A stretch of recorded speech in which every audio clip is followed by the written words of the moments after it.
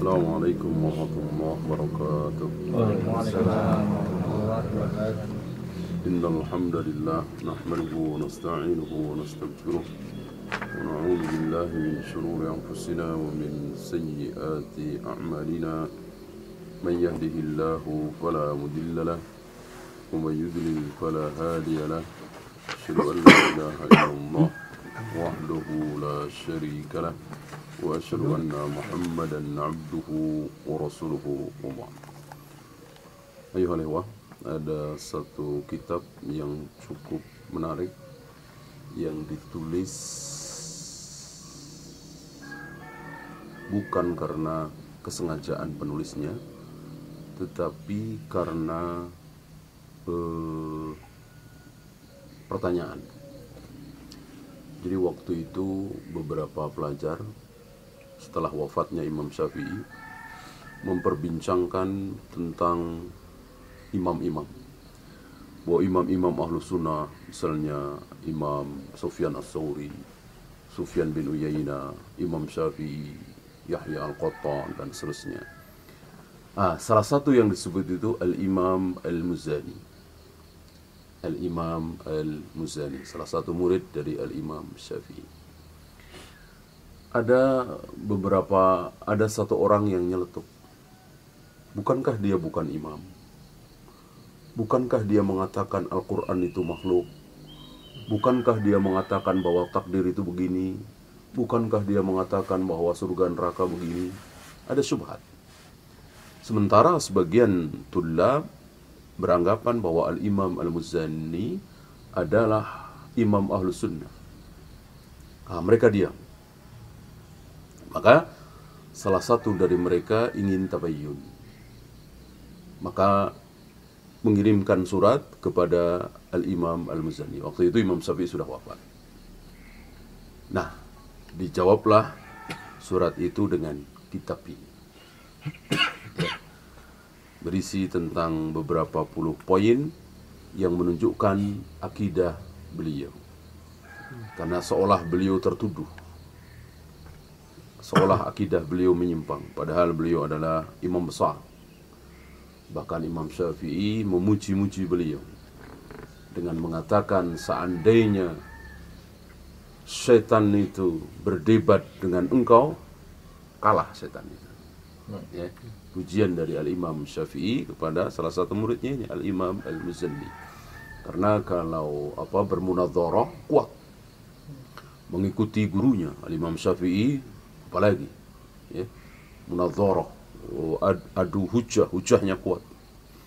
Ini salah satu murid Al-Imam Syafi'i.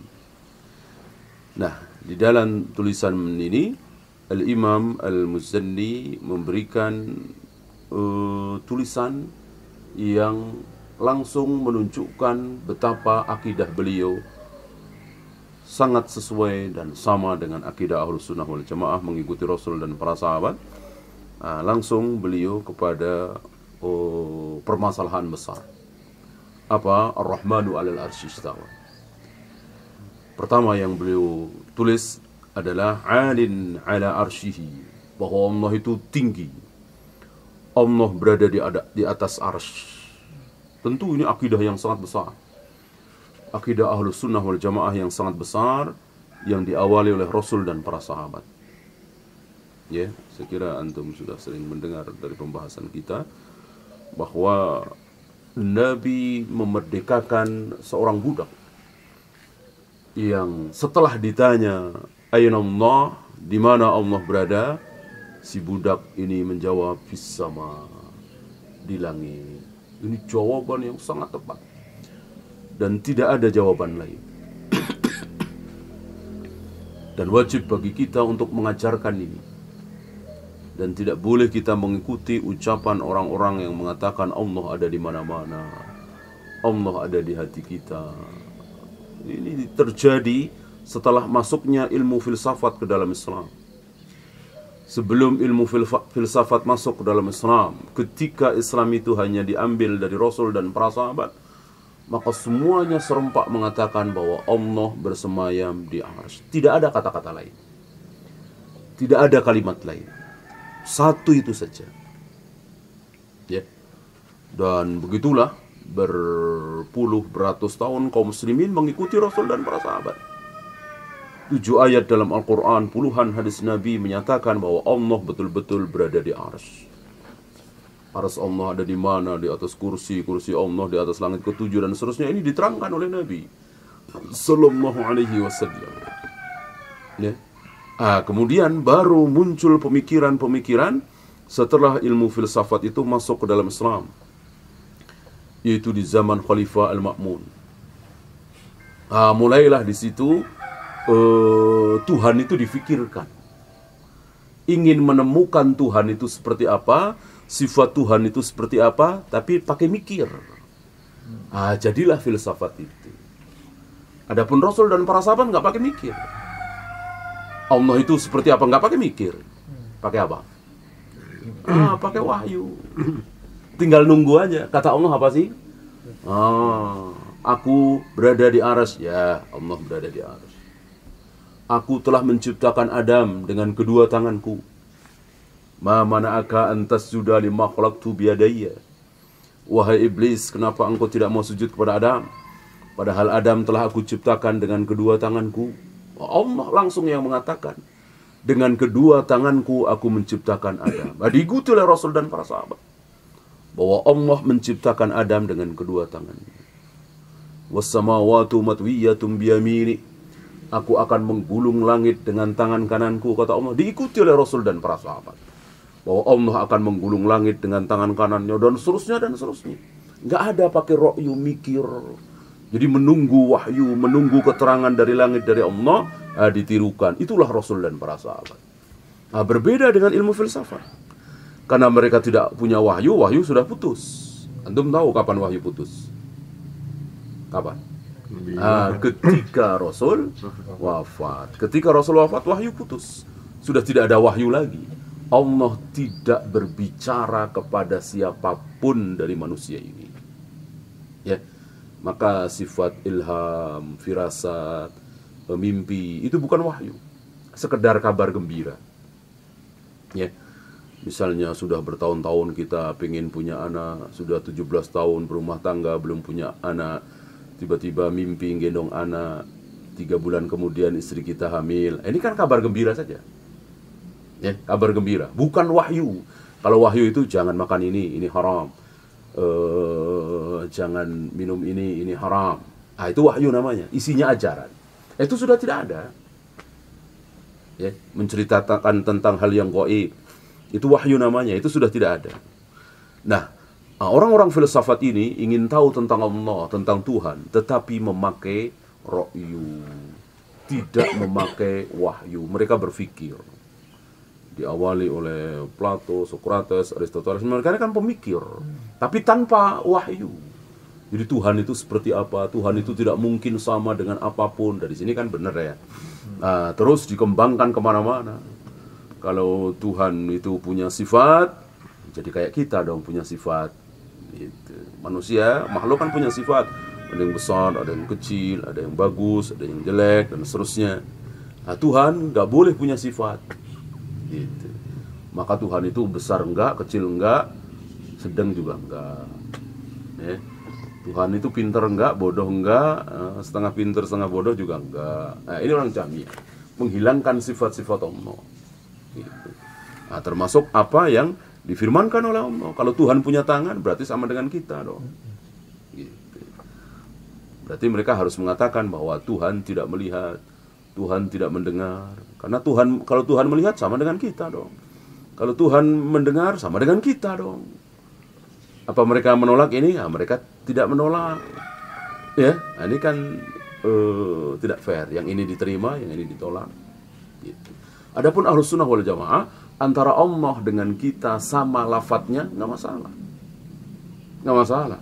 Allah mendengar, kita mendengar, ya kan? Sama. Allah melihat, kita melihat, sama. Tapi wajib kita yakini bahwa penglihatan Allah berbeda dengan penglihatan kita. Pendengaran Allah beda dengan pendengaran kita. Kita jarak 100 meter sudah nggak jelas. Allah jutaan kilometer masih mendengar dengan jelas. Itulah Allah Rabbul Alamin. Begitu juga bersemayamnya Allah dengan bersemayamnya kita tentu berbeda. Tangan Allah dengan tangan kita tentu berbeda. Ya. Sekarang nggak usah Allah, yang sama-sama makhluk saja. Tapi nggak ada persamaan sedikit pun antara kita dengan dia. Siapa coba? Anda bisa sebutkan? Kita makhluk, dia juga makhluk. Tapi antara kita dengan dia tidak ada persamaannya sedikit pun secara hakikat. Apa coba? Jin.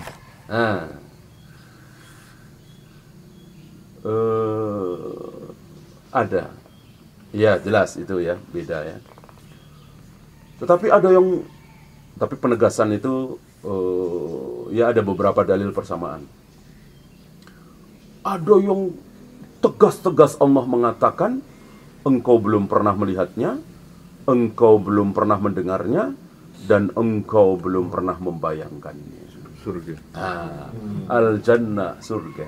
Surga makhluk bukan? Makhluk. Kita makhluk. Kita dengan surga sama-sama makhluk, persis. Kalau Allah kan bukan makhluk, khali. Ini sama-sama makhluk. Tapi antara kita dengan surga, antara dunia dengan surga, nggak ada persamaannya sedikit pun. Kalau ada persamaan, tentu kalimat ini batal. Karena Nabi mengatakan surga itu ma'inun ra'at, wala udhunun sami'at, wala khatara ala qalbi bashar. Sebuah kenikmatan yang belum pernah terlihat oleh mata, belum pernah terdengar oleh telinga, dan belum terbayangkan oleh hati. Bayangkan, membayangkan aja nggak sanggup. Nggak sanggup membayangkan. Ya, padahal membayangkan sesuatu kan gampang bener ya. Nggak sanggup. Jadi ketika kita nanti di surga, insya Allah, belum pernah ada pemandangan, oh ini kayaknya yang ini kayaknya, nggak ada. Kalau ada berarti batal sabda Nabi, ya. Karena surga belum pernah terlihat oleh mata, belum pernah terdengar oleh telinga. Misalnya suara yang paling merdu hari ini penyanyi siapa, musik yang paling luar biasa, semuanya kalah semua, ya, dari pendengaran dan bahkan dari hati. Itu kita dengan surga. Persamaan antara dunia ini dengan surga cuma satu. Apanya? Nah, namanya doa. Namanya sama ya. Ada madu, kan ada di surga madu. Asal ya kan? Ada susu, ada khamar, ada wanita cantik kan sama kan? Bahkan nama-nama yang aneh kan nggak ada. Ya, paling tuba. Tuba ya pohon ya kan? Pohon yang sangat besar. Justru nama-nama aneh itu neraka seperti Tinatul Khobal, Zakum gitu. Kalau nama-nama surga itu nggak aneh, seperti anggur, delima, khomer, susu, wanita cantik, istana. Itu nama-nama yang biasa beredar di dunia ini. Sama namanya, tetapi warnanya, aromanya, rasanya, kelezatannya tidak ada yang sama sedikit pun. Padahal kita makhluk, surga juga makhluk. Bagaimana antara kita dengan Allah yang jelas kita makhluk, Allah bukan makhluk, berarti nggak ada persamaan sedikit pun. Kalau toh sama, yaitu nama. Nah, oleh karena itu wajib kita katakan tentang Allah persis apa yang Allah katakan tentang dirinya. Tangan ya tangan, wajah ya wajah, ya betis ya betis, jari ya jari. Ya. Coba kita tes. Kalau tangan Allah pakai untuk apa tadi? Menciptakan Adam, kedua tangan Allah. Kalau tangan kanan? Menggulung langit.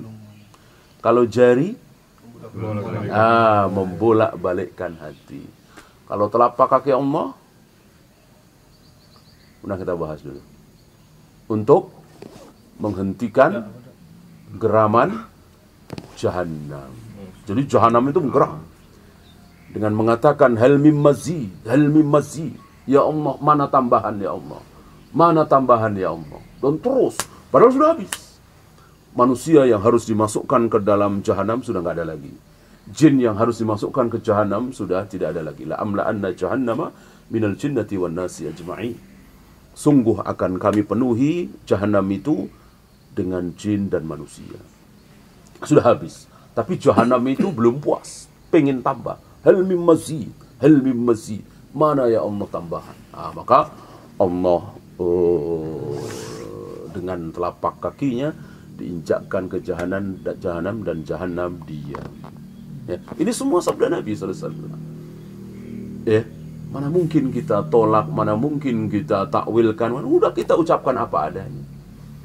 Dan tidak perlu kita bayangkan dan tidak boleh kita bayangkan seperti apa. Kullu ma khatara bibalik fallahu laisa kadzalik. Setiap kali terlintas dalam hatimu Allah itu begini, maka pasti Allah tidak begitu. Ya, nggak mungkin benar lah. Mau 1 triliun manusia membayangkan Allah dengan bayangan yang berbeda-beda, nggak ada yang mirip-mirip, nggak ada yang nyerempet-nyerempet, semuanya salah semua. Ya. Nah, maka jangan membayangkan, jangan menanyakan, ucapkan persis seperti ucapan Allah dan Rasulnya. Tangan ya tangan, wajah ya wajah, jari ya jari, ya kan? Adapun yang tidak diucapkan oleh Allah tidak boleh.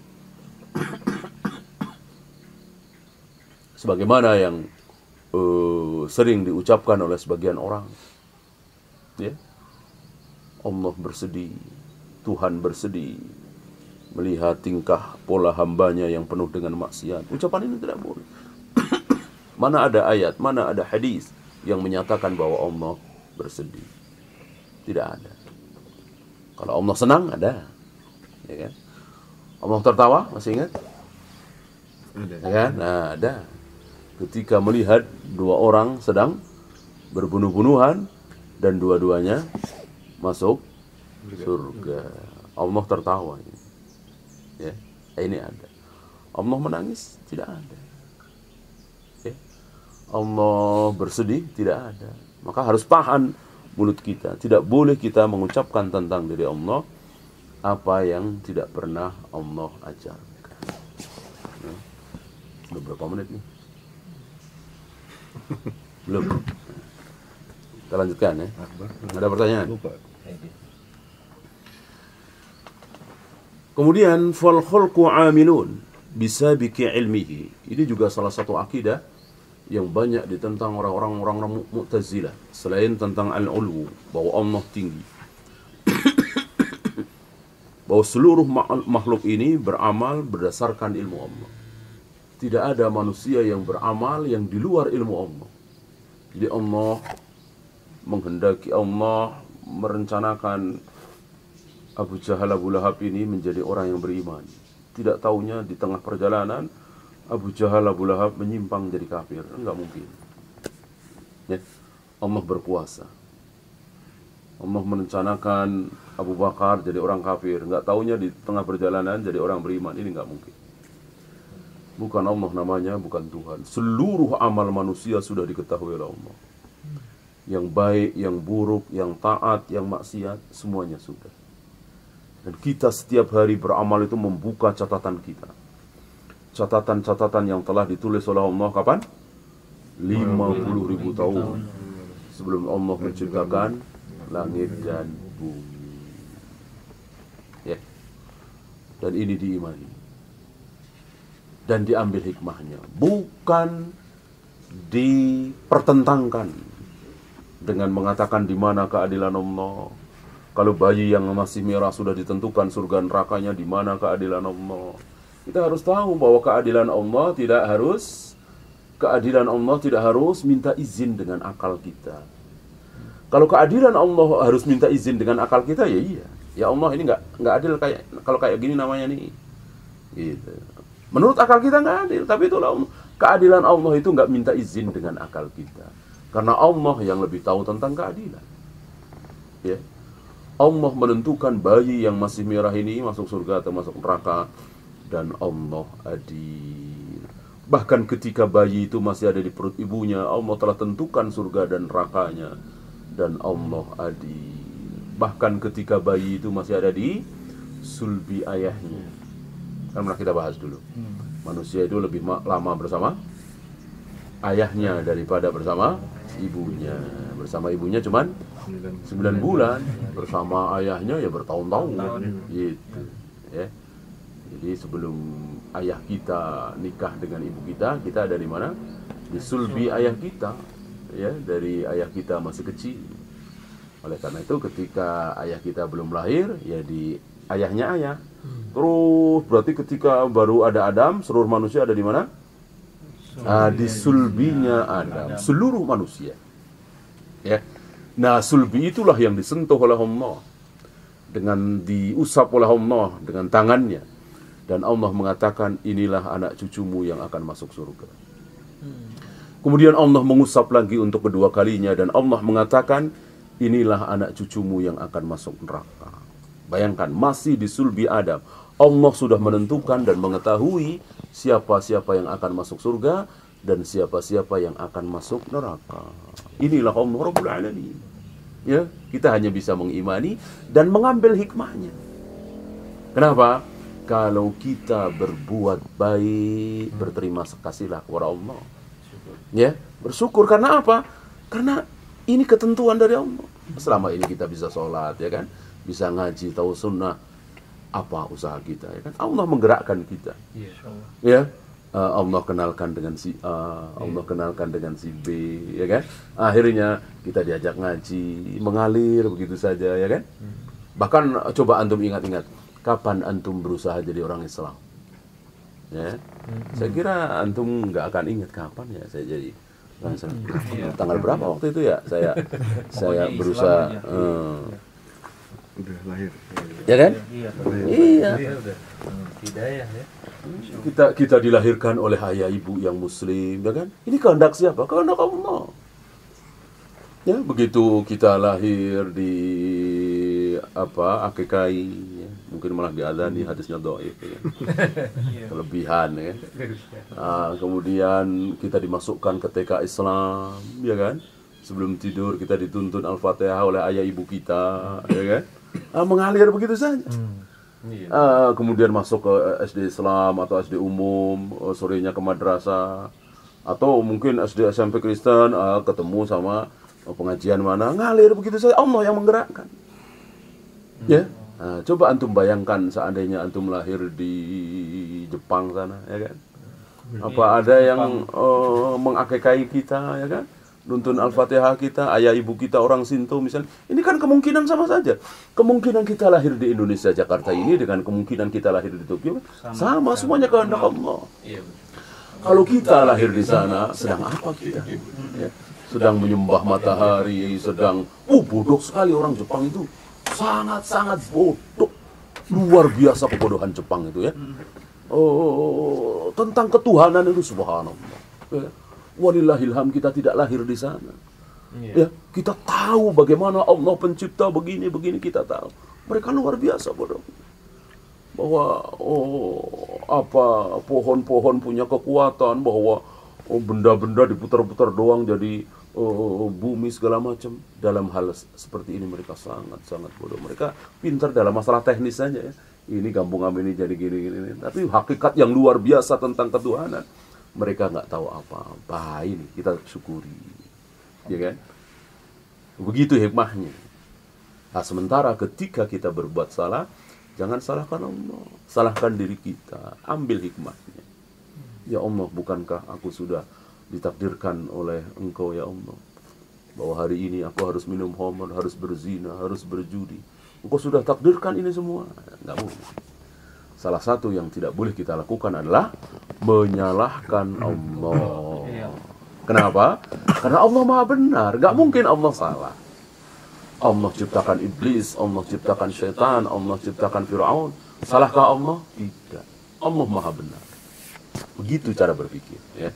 Jadi dimulai dari diri Allah. Allah itu Maha benar. Apapun yang dilakukan oleh Allah pasti benar. Allah itu Maha adil. Apapun keputusan Allah pasti adil.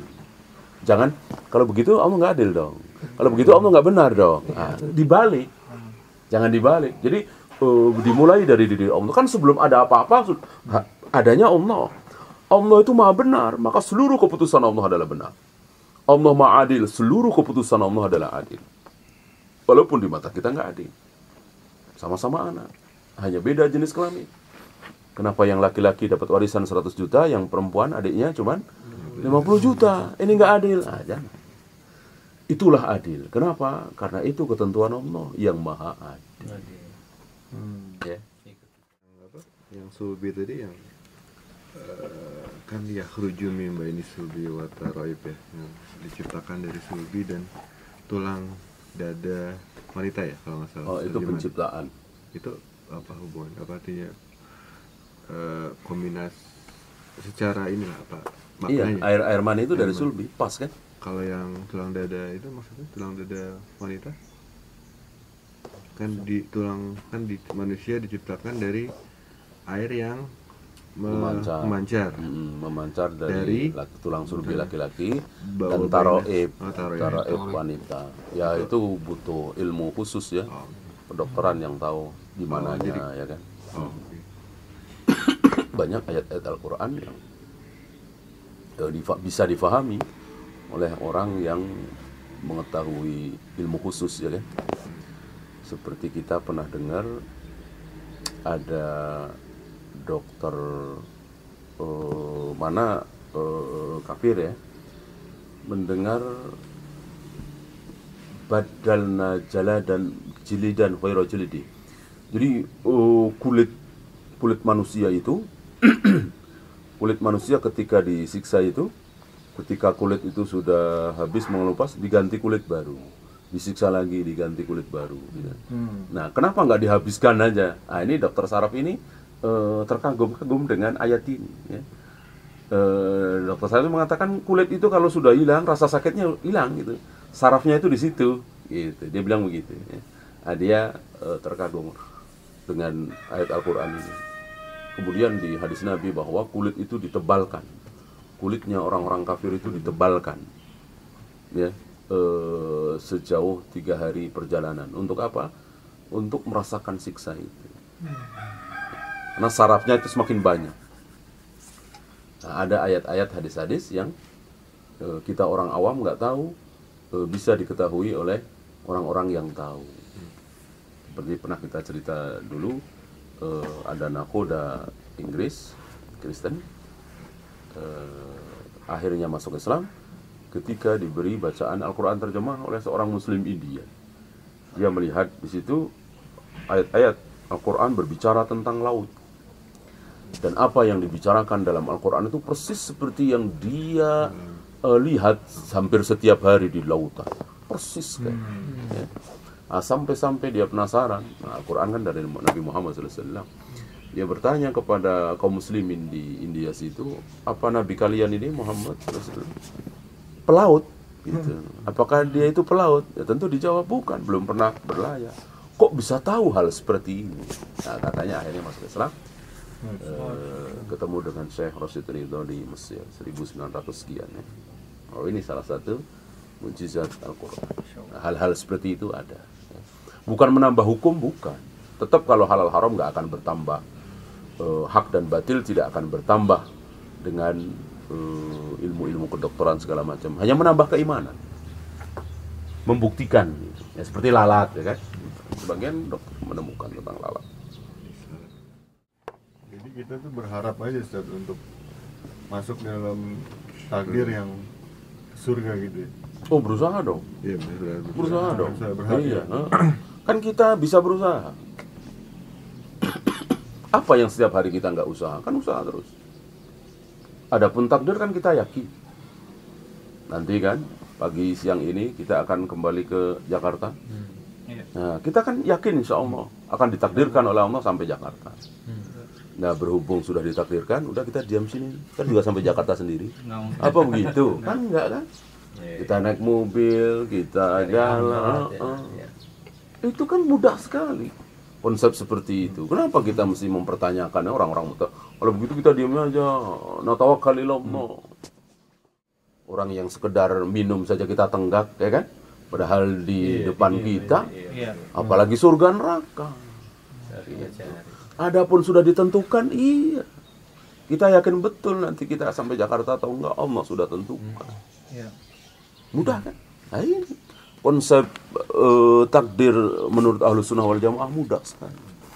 Yang sulit kalau menurut Asy'ariyah, menurut Mu'tazilah, menurut Jahmiyah itu baru sulit. Menurut Ahlus Sunnah wal Jamaah mudah. Dan Islam yang benar itu mudah difahami. Lihat ulama-ulama membahas tentang ekonomi Islam mudah, membahas tentang riba mudah, ya. Berbeda dengan hizbiyah kan bahas riba kayaknya jelimet, sulit difahami. Ya. Kalau ulama bahas mudah. Pokoknya mengikuti Al-Quran dan Sunnah itu mudah. Sangat-sangat mudah. Tinggal kita mengamalkan. Ya.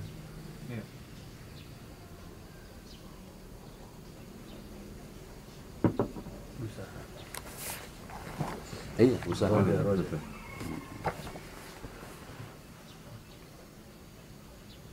Iya, ada rojaknya, ada khaufnya, ya kan? Ada harapannya, ada rasa takut. Dua-duanya harus ada. Kapan kita roja, kapan kita khauf, kita harus tahu. Ya. Kapan kita punya harapan bahwa Allah Maha Pengasih, Allah Maha Penyayang. Kapan kita besarkan rasa takut kita, harus pas. Ya. Ketika kita selesai berbuat maksiat, kita menyesal, kita ingin menjadi orang baik, maka besarkan apa? Oh, apa roja? Roja. Ya, harapan kita, Allah Maha Pengasih, Allah Maha Penyayang, Allah Maha Baik, penerima taubat, gitu. Ketika kita sudah lewati kemaksiatan kita. Ya. Berbeda ketika kita iseng-iseng nih, pengen ketemu mantan, makan bareng, ya kan? Oh, lalu sambil berangkat, Allah Maha Pengasih, Allah Maha Penyayang, Allah penerima taubat. Tapi sini taubat, nah, jangan. Ya, justru berdasarkan khauf, bahwa setan itu menggoda pelan-pelan, dikit-dikit, ya kan? Diawali dari apa? Makan bareng. Diawali dari situ. Ya, ngobrol-ngobrol, SMS. Lama-lama terjadi apa yang terjadi. Ya, begitu. Kita harus bisa menempatkan diri. Kapan khauf dibesarkan, kapan rojak dibesarkan. Ya. Ketika bergabung seperti sayap burung, ini dalam keadaan tertentu, ya, dalam keadaan wajar biasa. Ya. Seperti Nabi bertanya kepada seorang pemuda yang menjelang meninggal, sakaratul maut. Nabi bertanya, ada apa pada dirimu? Dijawab oleh anak muda ini, di dalam diriku ada khauf dan ada roja. Aku takut sekali kepada Allah, tapi aku juga berharap. Jadi seimbang gitu ya. Kata Nabi, orang yang ada dua hal dalam dirinya seimbang seperti ini, dijamin masuk surga. Ya tentu setelah iman. Jadi dalam keadaan wajar. Kan kita diuji oleh Allah, ya kan? Namanya manusia, ya. Di mana kita mungkin berada dalam keadaan setelah melakukan maksiat, atau kita berada dalam keadaan ingin merencanakan maksiat. Ini dibesarkan yang mana? Untuk harus pas.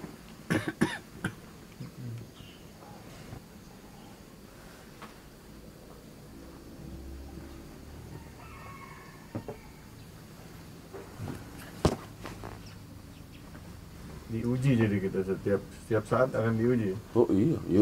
Dunia ini dari awal sampai akhir ujian semua. Antum kaya, antum sukses, antum pejabat, ujian nggak? Ya. Ujian. Antum miskin, terlunta-lunta, utang di mana-mana, ujian nggak? Ujian, semuanya ujian. Tidak ada hidup ini yang tujuan, semuanya ujian. Diuji dengan ilmu, diuji dengan kebodohan, diuji dengan harta, kemiskinan, sehat, sakit, semuanya ujian semua. Innamal hayatud dunya fitnah. Fitnah itu ujian. Yang tujuan nanti akhirat. Apa tujuan? Apa azab, siksa balasan. Itu akhirat. Dunia ini ujian, semuanya ujian.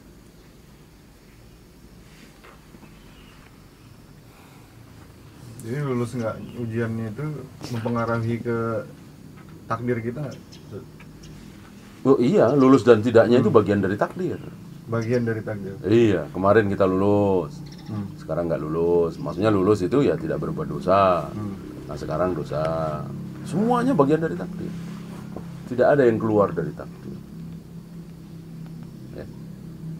Hal yang paling remeh, sepele, jatuhnya sehelai daun, bagian dari takdir. Tidak ada yang keluar dari takdir.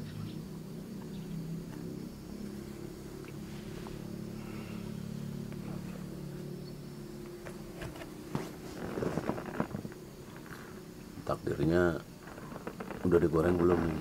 Ini bagian dari takdir. Nasi kemarin bisa. Nggak ada usaha juga gitu. Berarti Pak Ustadz boleh dibilang ini dari Allah kembali lagi kepada Allah semua. Oh iya, jelas. Semua dari- Semuanya dari Allah. Akan kembali lagi kepada Allah. Inna lillahi wa inna ilaihi raji'un, kan begitu. Iya. Semuanya milik Allah dan semuanya akan kembali kepada Allah. Kalau binatang itu akan jadi tanah nanti tak? Iya, cuman sempat dihidupkan. Jadi- Sempat dihidupkan. Kan ada ayat wa idzal wuhusyu husyirat. Nah, Ketika hewan-hewan itu dibangkitkan, berarti sempat dibangkitkan. Untuk apa? Untuk yang dizolimi membalas yang mendolimi. oh, jadi kalau kita Misalnya Nabi mengambil contoh kambing, ya. Kambing aja dibalas, apalagi buaya, harimau, ya kan? Kambing yang bertanduk mendolimi kambing yang tidak bertanduk sewaktu di dunia. Karena Allah sangat benci dengan sebuah kezaliman. Ini kan dolim, maka Allah bangkitkan 2 ekor kambing itu, yang didolimi membalas yang mendolimi. Oh, begitu juga harimau semua. Ini disaksikan oleh manusia. Nah, setelah kedoliman itu dibalas, Allah rubah semua, mereka menjadi debu, mati. Detik itulah orang-orang kafir mengatakan, ya laitani kuntu turaba. Alangkah senangnya kalau kami juga seperti mereka jadi tanah, jadi debu. Orang kafir tidak. Tetap akan dibalas. Adapun yang disiksa ya manusia dan jin. Hewan tidak. Subhanakallahumma bihamdika asyhadu an la ilaha illa anta astaghfiruka wa atubu ilaik. Assalamualaikum warahmatullahi wabarakatuh. Waalaikumsalam warahmatullahi wabarakatuh.